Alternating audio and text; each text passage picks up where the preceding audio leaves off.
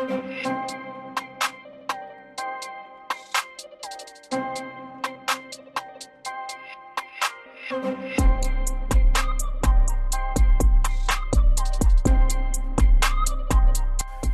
and welcome back to GCNN.com. Today we're going to be doing a video that's a bit different, but it's something that I've wanted to talk about on my channel for a long time.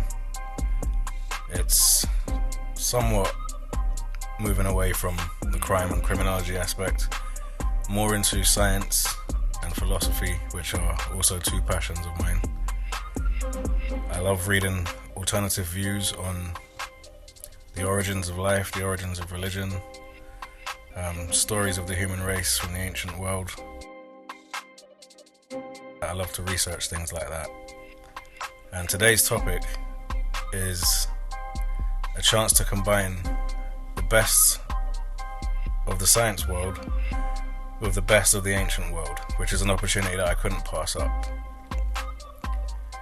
So what we're going to do today is we're going to have a look at simulation theory. We're going to look at what it is, what modern science can tell us about simulation theory, and then we're going to look at what the ancients said, how the ancients tried to tell us long ago that we were living in a simulation. One of the greatest crimes that scientists commit is dismissing the ancients as primitive. As they know nothing, they couldn't have known anything, everything is mythology. That, I feel, it's not a traditional crime, I know, but I do feel like this is one of the greatest crimes that scientists commit against the ancients, ignoring them, not listening to what they say. Now what I'm going to try and do today is I'm going to try and show exactly why these scientists maybe should listen to the ancients on much of what they say. Not everything, obviously, but a lot more than they do. Because what we know now about simulation theory is eerily similar to what the ancients said thousands of years ago. So, as I said, today we're going to be looking at simulation theory, and I want to do it this way now. The title of the video is called How the Ancients Knew We Were Living in a Simulation Long Before We Ever Did. But I know academics and I know scientists, and I know that if I start the video with the ancient view on things and the things they were saying about simulation theory, they're going to dismiss it straight away. So what I've done is I flipped it around, and we're going to do the scientific side of the simulation first. So we're going to look at what scientists and modern science says about simulation theory. Then in the second part of the video later on, we're going to switch it up and look at how that compares with what the ancients were saying. I do this because I know how much the scientific community values evidence and evidence-based theories. So this is why I've chosen to do it in this order. So I'm going to present the scientific evidence first, then we're going to go to what the ancients said. Now, just before we start, I want to give a shout out to a few special people that have helped me to be able to put together this video, which is a large amount of information, so do bear with me, and if you make it to the end, I think it'll be worth it. But I want to give a shout out to a particular number of people. First of all, the main proponent of modern day simulation theory, Nick Bostrom. He was the first scientist I really heard talking about how the world might be a simulated virtual reality, which I found very interesting. So a lot of this video will be based off his work. Another person I've got to give a shout out to here is David Icke. David Icke is the only non-scientist I know that was screaming about simulation from the early 2000s, and he was saying it long before Elon Musk and your Billy Carsons and all these people that think it's popular to say it now, your Andrew Tates with their Matrix and all this crap. David Icke was the first one I really heard talking about this, and there's a couple of his books that I'm going to be using as reference points today. So the first one is 2017's Everything You Need to Know But Have Never Been Told. This is one of my favorite books. The second book is 2023's Perceptions of a Renegade Mind, which is another favorite of mine. And no matter what has been said about David Icke over the years, one thing you can't dispute is a man does his research. and you have to give him credit where credit is due. And he was saying this long before most were. So, those are the two main books we're going to be using for today as references. All other academic sources, literature, videos will be referenced or cited in the video, and the full article or video can be found in the description below the video and on my website gcnn.com. Okay, so now that we've got all that out of the way, let's jump right into it. In 2021, the Scientific American released an article with the headline, "Confirmed, we live in a simulation." So what is the simulation? Simulation theory basically posits that this world that we live in is not actually physical, but is rather an energetic field encoded with information. It suggests that the body and the brain are systems simply designed to decode that information. It all sounds a bit far-fetched, right? And it does appear that way until we do what we're supposed to do and look at the scientific evidence to back all of this. And believe me, there is a lot. Now, just to be clear, what modern proponents such as Nick Bostrom are saying about modern simulation theory is basically that the world we live in is nothing more than a computer-generated virtual reality. Now, again, sounds far-fetched, but in order to truly understand this concept, we have to appreciate and understand what the universe actually is and what science says about it. So, for example, when simulation theory says that the world is not solid, it's actually made up of energetic fields of information.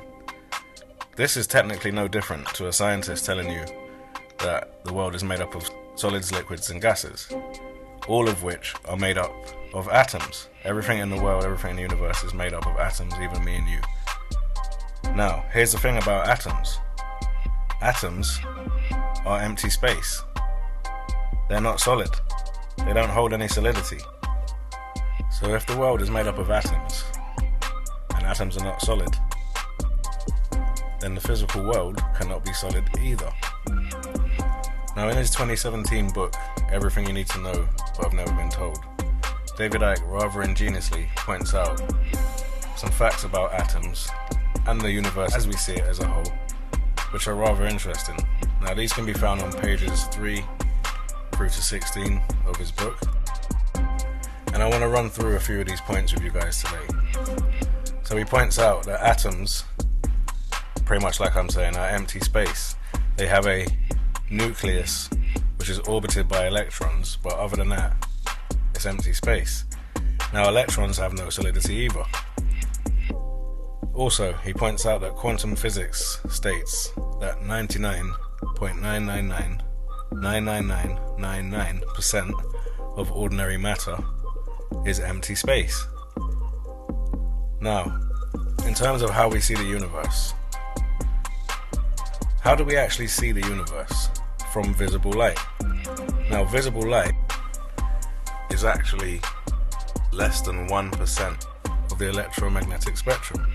The rest of the universe is labeled dark energy or dark matter.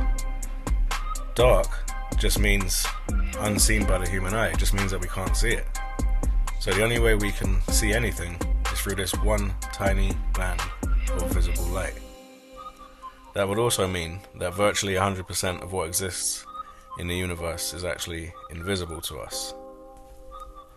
Another interesting thing he points out about atoms is that atoms, when clumped together, holding form, may appear as solid, but what they really are is an electromagnetic field of information. And when you talk about solidity, he talks about the experience of touch being the connection of these two electromagnetic fields. So you have, I don't know, for example, a table. It appears solid because the atoms are holding that form, electromagnetic resistance. If two electromagnetic forces collide, it appears as a blockage within the simulation. So that's why you can't walk through walls. So what he's saying here is that solidity is just electromagnetic resistance between energetic fields of varying frequencies and densities. It's not solid, it's just atoms holding form. Now there's an interesting quote I thought was very interesting on page 15 of the book, which is from American comedian Bill Hicks, and I thought this was very relevant to what we're talking about here today, to try and summarize all this matter, energy, atoms crap into a simple paragraph, which is what this comedian Bill Hicks has done here. So what he has said is, all matter is merely energy condensed to a slow vibration. We are all one consciousness experiencing itself subjectively. There is no such thing as death. Life is only a dream, and we are the imagination of ourselves. Now, I thought that was a brilliant quote to really sum up what we've been talking about here today. And there's another interesting one on page 16 here from Einstein, who says, concerning matter, we have all been wrong. What we called matter is really energy, whose vibration has been lowered as to be perceptible to the senses. There is no matter, there is only light and sound. What he's saying here is that light, energy, and sound vibration together give the illusion of physicality, because this is the only way we see, right? From visible light. So what simulation theory is saying is that the universe is a gigantic quantum computer that stores information in the very fabric of our reality. Now, this has been proven scientifically, and we'll get to that a bit later. But for now, I just want to stay on the subject of how we view the universe, because this is extremely important to understanding simulation theory. Okay, so from what we know so far,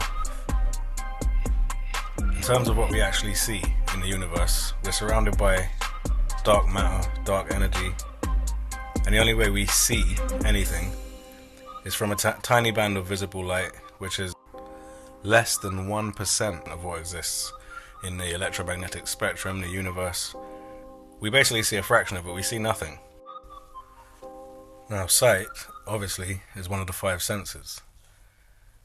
But how does it work? Now, in order for us to see, according to psychology and science, visible light has to strike the retina of the eye. Once visible light strikes the retina, a signal is sent to the brain.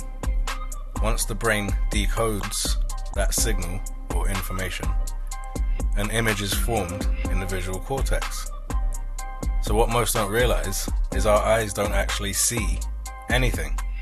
It's the brain that forms the image based on what it thinks we're seeing. Now, this would explain why our eyes are so easily deceived. I mean, there's a saying out there, I think it's from Scarface, saying the eye is Chico, they never lie. This could not be further from the truth. Eyes lie all the time. And this is something even the great philosopher René Descartes related to. He spoke about this. He actually believed that, the senses, the 5 senses, can be deceptive. And one of the most deceptive was our sight. Even my eyes deceive me, he said. And the reason he was saying that was because our eyes do trick us a lot of the time, if you think about it. For example, if we were to observe our reflection in water, the reflection looks distorted. That's not our true reflection, but it seems real. If we look at a spoon in a glass of water, it looks bent. The spoon is not bent. It just appears to the naked eye as if it's bent, but the spoon is not bent. This is simply down to the way the brain is decoding the information at the time. And obviously there's a distortion in that information, which means it's not being decoded properly, or you're not seeing the correct image. But as far as you know, from what you can see, it appears real. Same with dream states. Descartes also talked about this. We can have a dream that's so vivid and real. At the time we imagine it's real, we see it as real, and then we wake up, it wasn't real. And Descartes got to the point where he actually said that he thought, the whole world was being controlled, or he was being deceived by a malevolent demon that was just out to trick him and deceive him. Keep that in mind for later on when we talk about what the ancients actually said about simulation theory, because it will become very relevant. One more example I want to give here. about the way in which our eyes deceive us is optical illusions. 2D images can be seen as 3D. Magic eye tricks can make the human eye see an image that isn't there. Colors can appear as other colors. All these things are based on showing you something that doesn't exist and making it appear as real.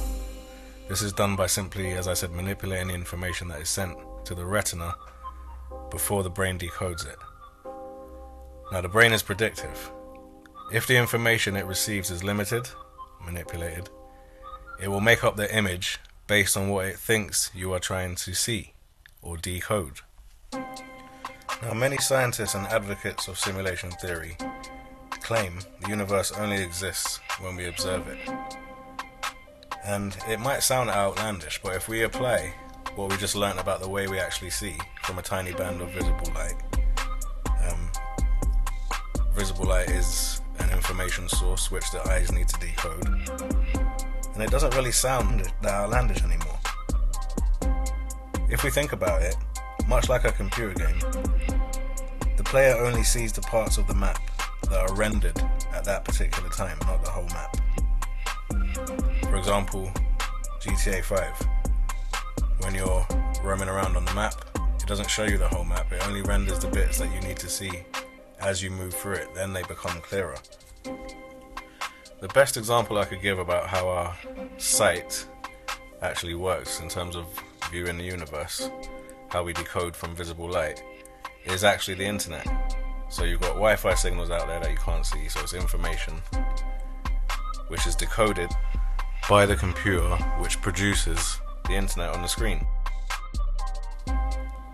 Now, the reality of the internet is only produced once the information is decoded and then it's brought to life on the computer screen. Humans interact with the universe in the same way.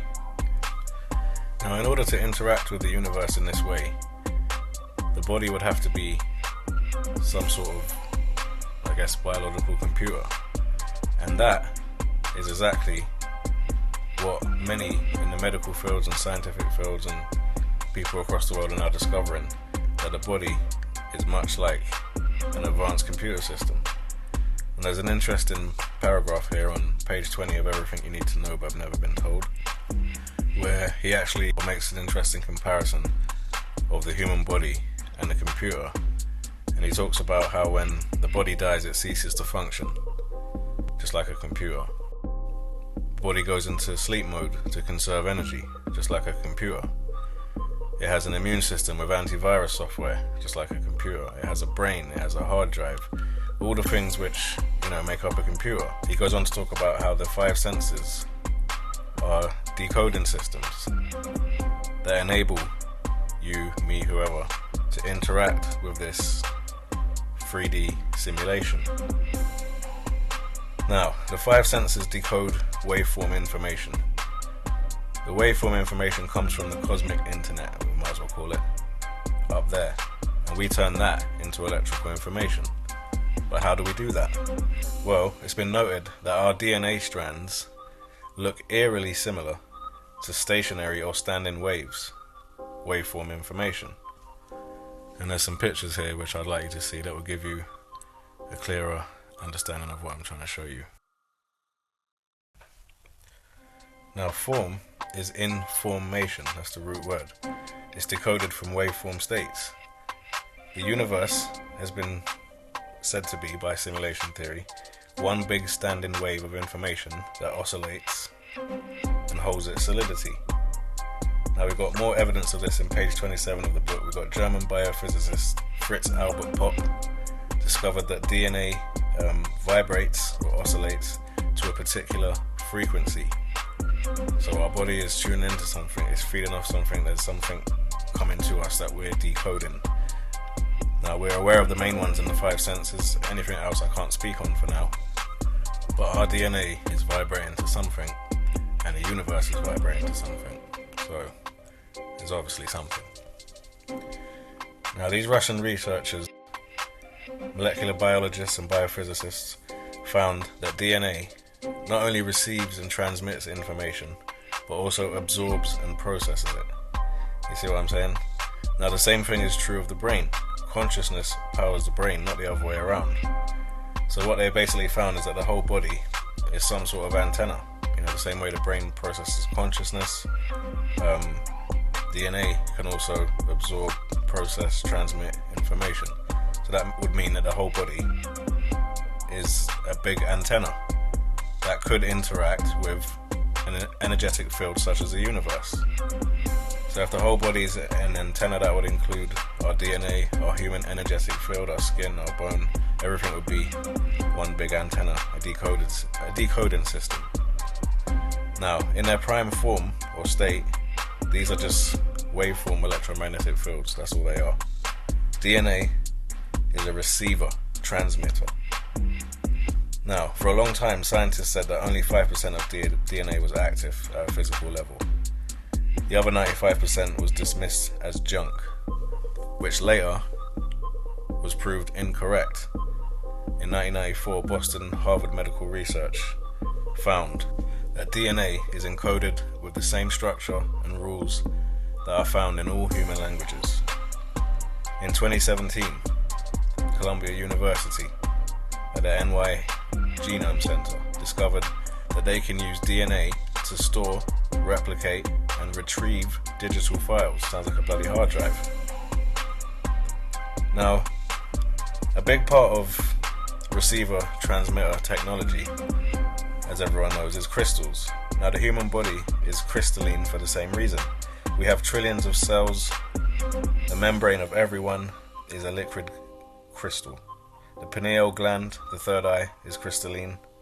The human body is a receiver, transmitter, decoder, and processor of information from the cosmic internet. Now, when I say cosmic internet, I'm referring to what quantum physics calls the quantum field of possibility. One way in which our DNA communicates with this cosmic internet is through biophotons in the visible and ultraviolet spectrum. This allows us to receive and transmit information from the cosmic internet. Remember, Nikola Tesla said the brain is only a receiver. Consciousness is not inside the brain, it only flows through it. This is the same way our eyes interact with visible light, and it'll also give some explanation to the observer effect, which I talked about earlier, when scientists say that the physical world only exists when we look at it.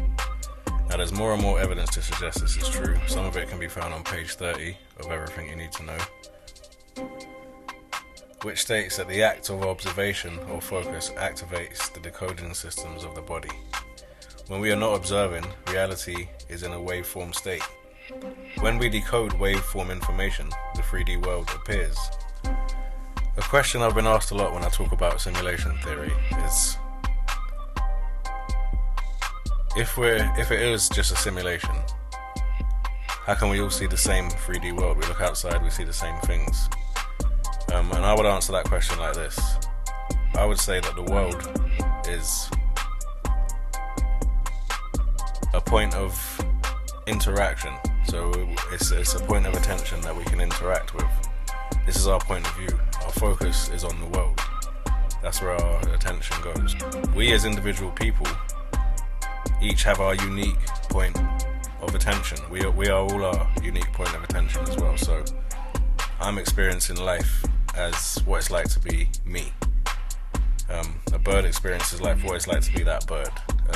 So each individual life form is a point of attention that interacts with the world. Now, the best way I can describe this again is the internet. I can show you another analogy here. So now everybody sees the same internet, but it's how that person, that unique point of attention, interacts with that internet that makes the experience unique to that user. The world is our focal point, or what we can interact with, but we interact with it from our own individual perception of this world, our own point of view, our own point of attention. Each person is a point of attention.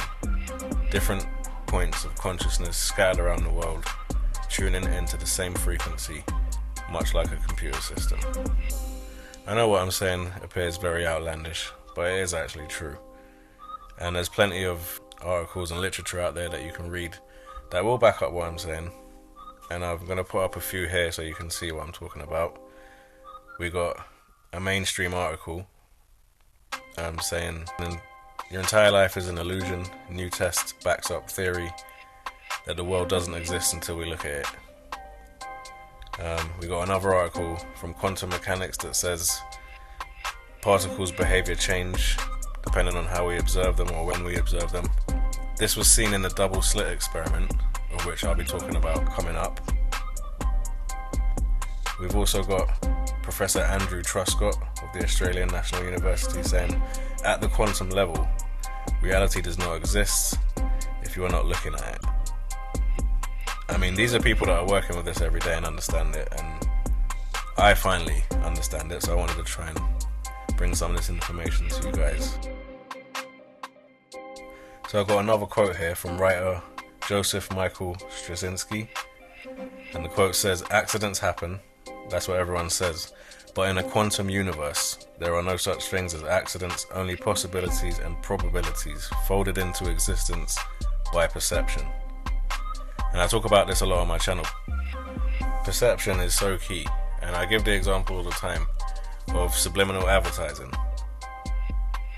They'll show you something, and you won't know you've seen it, but you've seen it. Unless you perceive it, unless you know you've seen it, then you're able to perceive what it is. To you, you haven't seen it, but your subconscious has. Your subconscious has taken it in. Now there's one last example I want to give to back up this theory that the universe doesn't exist until we look at it. It's from page 32 of Everything You Need to Know But I've Never Been Told.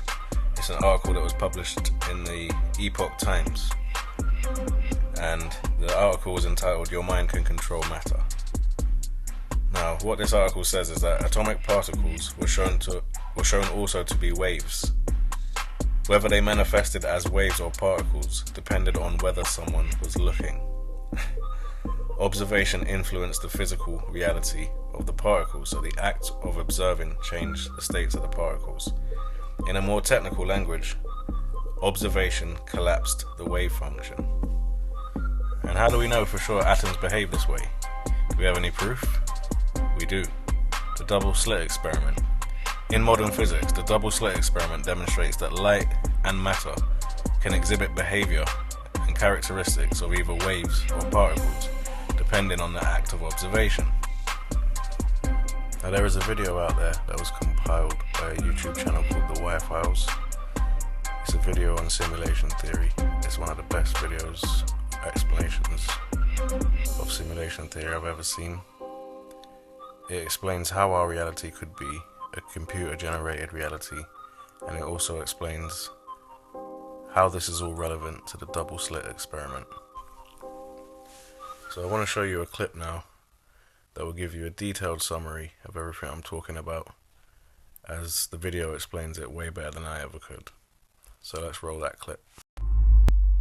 Supporters of simulation theory often point to video games as a way to explain, if not prove, that our reality is artificial. In a video game, the only data that is rendered is what the player sees or interacts with. If you're playing a video game and there's a car or building a mile away, that entire object isn't rendered. The game engine only renders the bare minimum of information to make the object look real. A distant building is rendered as just a few pixels, not that complicated. As you get closer, the engine renders more details, but still, it's just a facade. The engine doesn't bother calculating what's inside the building until you actually go in. The game engine always knows how much data to send you and doesn't bother with anything else. If we live in a simulation, it would make sense that our reality is rendered the same way. And we could test this. Specifically, we can use the double slit experiment. Here's how it goes. If we fire particles in a straight line at a screen, after passing through a single slit, we would expect to see this clumping pattern on the screen. If we try this with a wave, we expect to see a pattern like this, where particles are most dense in the middle of the screen but radiate outward, similar to the clumping pattern. When we add a second slit, it starts to get fun. When the waves pass through the double slit, each slit creates its own wave. When those waves intersect, they cancel each other out. That creates a pattern like this. It's called an interference pattern. So, particles passing through two slits create clumping patterns. Waves through two slits creates an interference pattern. Make sense? Yeah, I'm with you. Good. If we fire electrons through the slit, we see the clumping pattern as expected. An electron has mass, so it's a tiny bit of matter. So if we fire electrons through two slits, we should see two clumps. But we don't. We see the wave interference pattern. This shouldn't be happening. What's going on here? For years, scientists assumed that the electrons were colliding with each other, causing the wave pattern.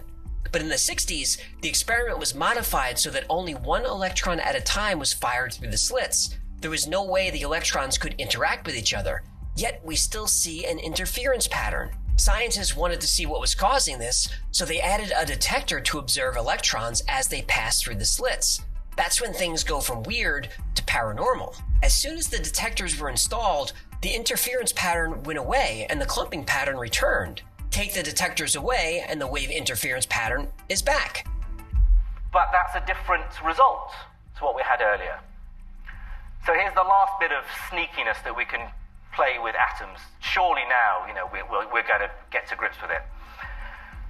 Leave the detector there, but just very quietly go and unplug it. Don't let the atoms know that you're not spying on them. Run the experiment again. Now, if you can explain this using common sense and logic, do let me know, because there's a Nobel Prize for you. It's as if the particles are aware they're being observed. Then physicist John Wheeler had an idea. He called it the delayed choice experiment. How it works is, photons are projected through the double slit, but the detector is not activated until after they pass through the slit, but before they impact the screen. Photons were emitted as waves, passed through the slits as waves, but when the waves were observed before hitting the screen, they suddenly behaved like particles again. Still don't think there's an intelligence at work? Well, what Wheeler's experiment showed is that even though the electrons started as waves but behaved like particles after being observed, at the moment the decision to observe them was made, the electrons recorded themselves as having passed through the slits as particles. The electrons changed their state by going back in time. I personally find that I gravitate more towards the information theoretic point of view and believing that the universe that I exist in is a very good, high-quality simulation. Now, this experiment is happening on a table in a lab, a very short distance. So what happens when we observe light coming from vast distances, like, say, a galaxy 100 million light years away? If light from a distant galaxy is projected through the double slit, it creates the wave interference pattern.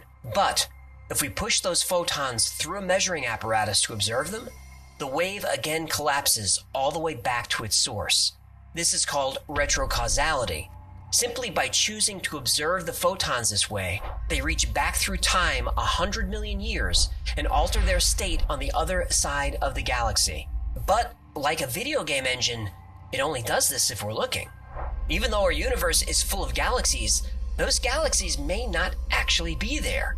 If we're living in a simulation, then stars and galaxies could simply be projections, and only when we get up close will those projections become more detailed. This is an excellent way to save computational resources, and because we're stuck with the hard limit of the speed of light, getting to far-off places is really difficult. Limiting the speed of light is a useful rule to have in place. Quantum mechanics like the double slit experiment and quantum entanglement only make sense if there's a program at work, because only the program can ignore the laws of physics and ignore the concept of time itself. Shout out to the Y-Files for that video, which is an excellent video, and I recommend you guys check it out. I'll leave a link to it on my website. I've highlighted the double slit experiment here because not only was it scientific proof that our universe may be a simulation, but it was also a game changer, not only for quantum mechanics but for science in general.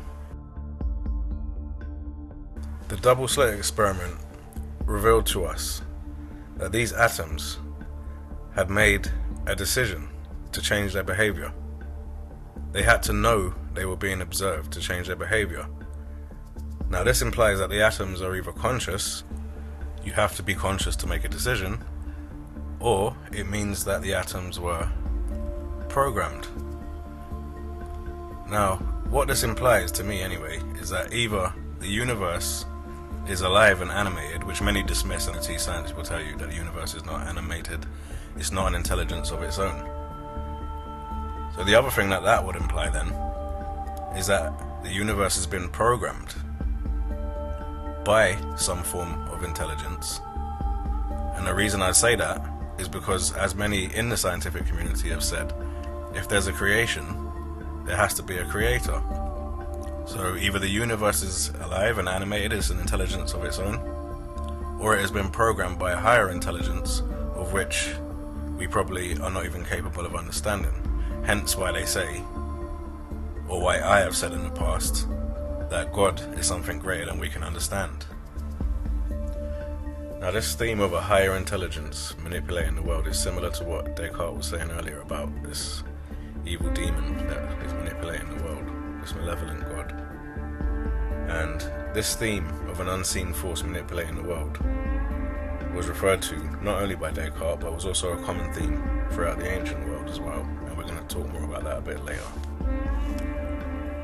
Another thing the double slit experiment showed us was the vulnerabilities and limitations of science. Science, much like the brain, is very predictive. It predicts that things will happen in the future based off past events. Now, when the atoms behaved unpredictably, scientists were stumped. This is not supposed to happen. Or maybe it was, if it was programmed by a higher intelligence, if our mind was open enough to that possibility. Sadly, many minds are not open. And this is what stops us from seeing the beauty and relevance of simulation theory. A lot of times it's laughed off. If you say it out loud, you sound like people say you're stupid.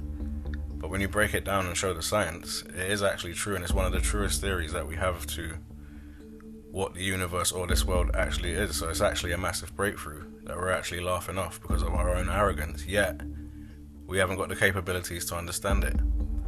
I've often said, that science, as great as it is, it looks for the logic and reason in things. That's basically what it is, logic and reason.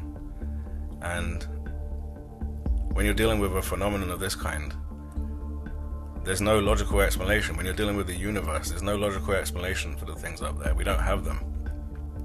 All these labels that we give things down here, it doesn't apply up there.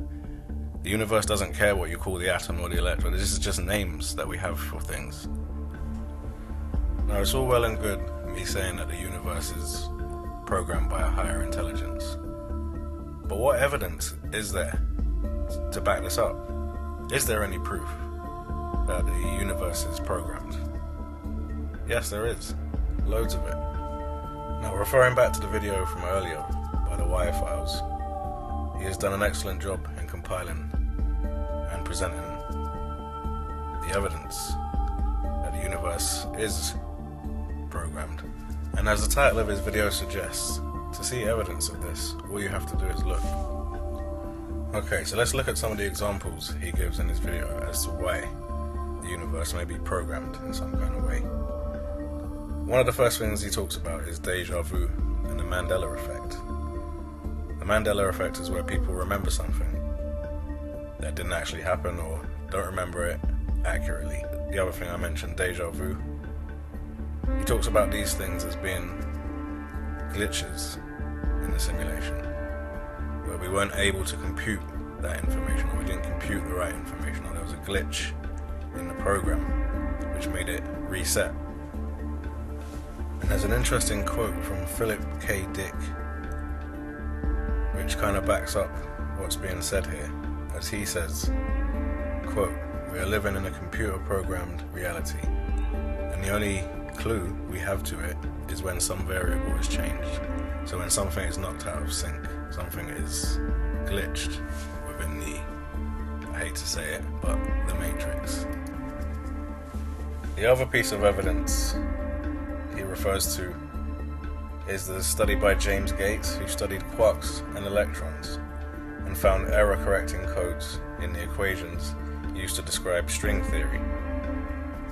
Now, these were essentially computer codes embedded in the fabric of the universe. Error-correcting codes. Reset if you glitch. Why is there computer codes embedded in the fabric of our reality? Scientists don't know. Also, in 2017, a group of scientists at the University of Washington were able to embed computer codes into strands of human DNA. And what were we talking about earlier in terms of the human body actually being a biological computer? It makes sense that you'll be able to embed codes within a computer. So in the same way, if the universe is a gigantic quantum computer, it would also make sense that computer codes are found within the fabric of its reality. Everything in nature is maths. Don't believe me? Check out this clip from the Y-Files that will help explain it perfectly. Hey, everything in nature is math. Look at the Fibonacci sequence. You get the Fibonacci sequence by adding two previous numbers in the sequence together. So 1 plus 1 equals 2, 2 plus 1 equals 3, 3 plus 2 equals 5, 5 plus 3 equals 8, and so on forever. You get the golden ratio, also called phi, by dividing two consecutive Fibonacci numbers. So the number 89 is a Fibonacci number. The next number in the sequence after 89 is 144. 144 divided by 89 is the golden ratio. It's about 1.618. We see Fibonacci numbers and the golden ratio everywhere. The number of petals on a flower is usually a Fibonacci number. Lilies have 3 petals, buttercups have 5, chicory has 21, and a daisy has 34. And the spacing of each petal is arranged in a circle according to the golden ratio. As trees grow, the number of branches they form is a Fibonacci number. And not just plants, animals too. The ratio of female to male honeybees in a colony is the golden ratio, 1.618. The human body conforms to the golden ratio too. Most of the body follows the numbers 1, 2, 3, and 5. 1 nose, 2 eyes, 3 limb segments, 5 fingers, 5 toes. The proportions of the body, like the length of your shoulder to your elbow, and from your elbow to your fingertips, that's the golden ratio. Even a DNA molecule measures 34 angstroms long by 21 angstroms wide. Fibonacci numbers and the golden ratio. From the spiral of seashells to the spiral of a galaxy and everything in between, Fibonacci numbers are everywhere. Now, some claim this is a coincidence, that humans look for patterns in chaos because that's what we're programmed to do. What we're programmed to do. And isn't that interesting?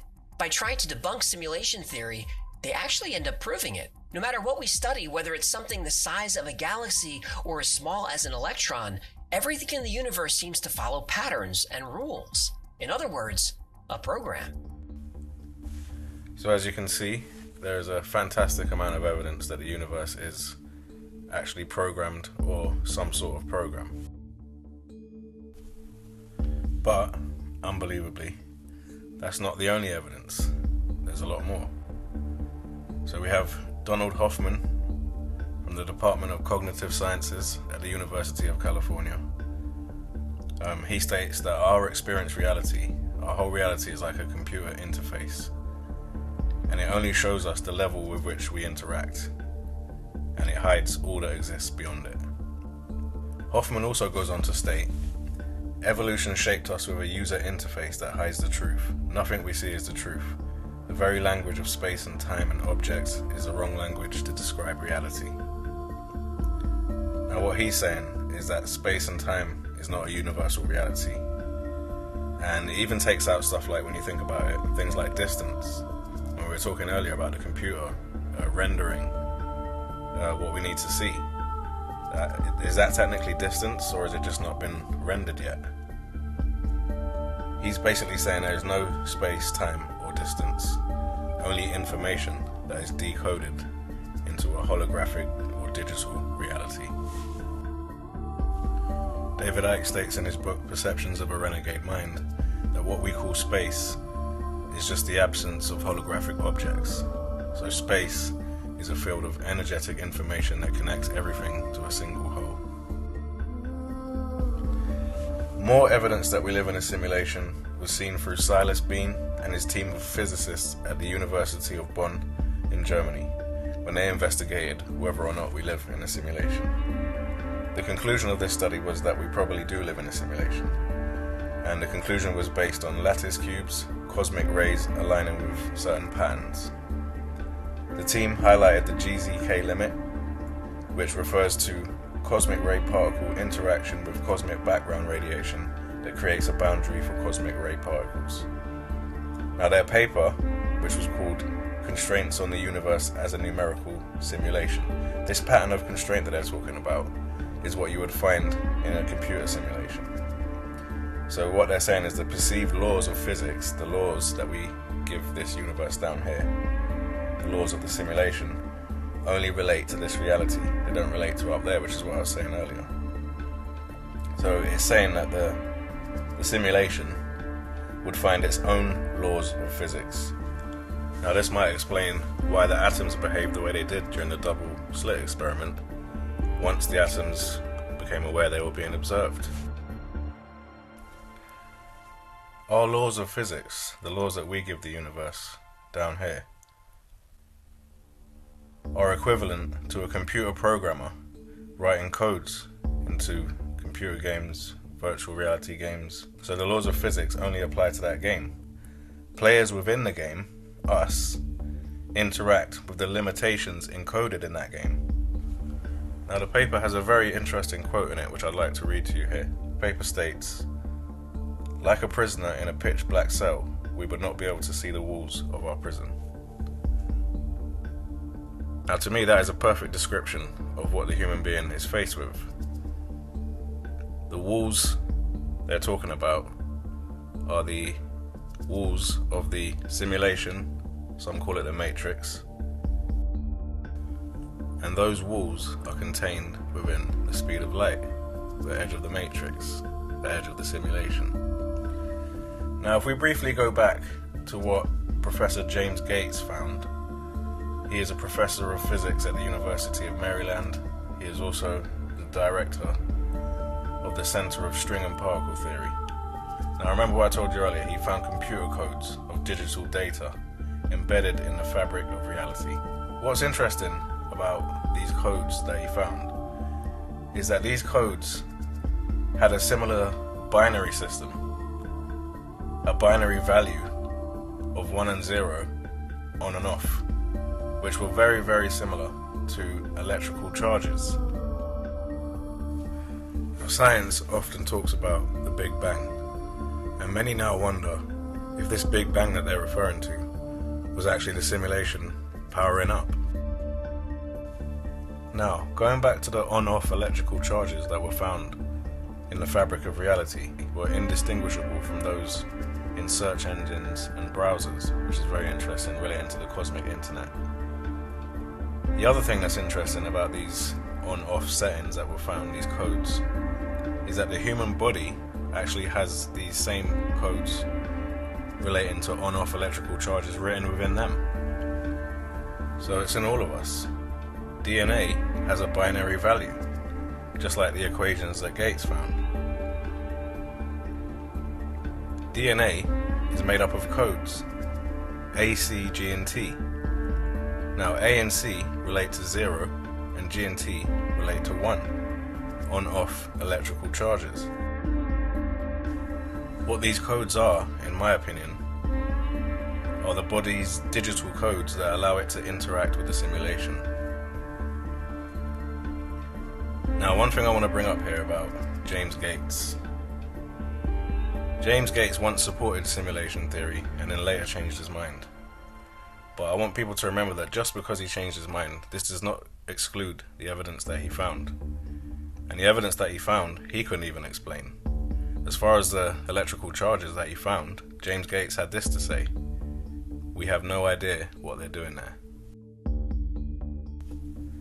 Now, James Gates was also a member of Obama's Council of Advisors on Science and Technology, which might explain his change of mind. And if you look at the Bloodline Connection section of my website,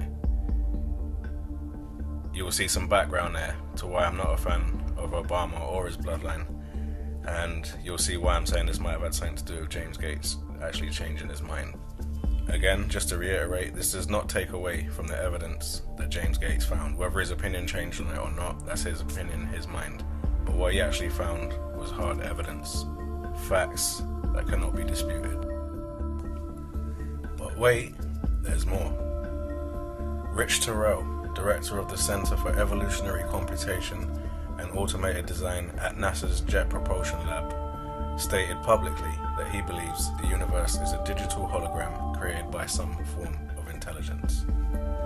Max Tegmark, physicist at MIT, says reality can be broken down into numbers.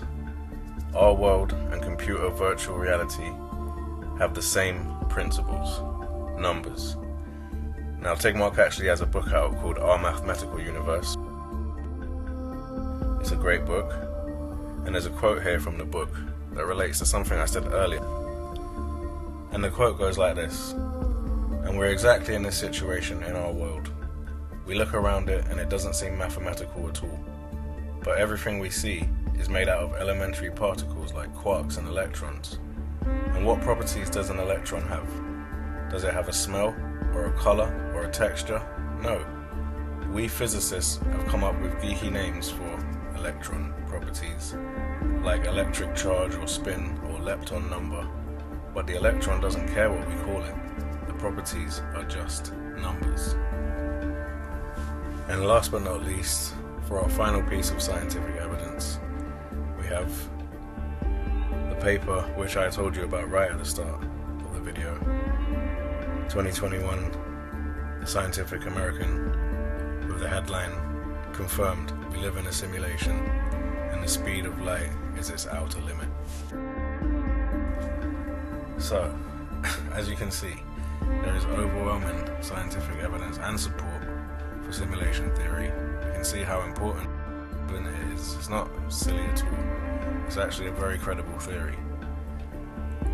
So guys, now that we've heard the best of what the scientific community has to say about simulation theory, let's take a trip back in time, thousands of years, to find out what the ancients were saying regarding simulation theory. You are not going to want to miss this one. So join me for episode 2 on GCNN.com, where we'll be taking a look at how the ancients knew we were living in a simulation long before we ever did, and apparently before science ever did. Take care for now, guys, and I'll see you on episode 2.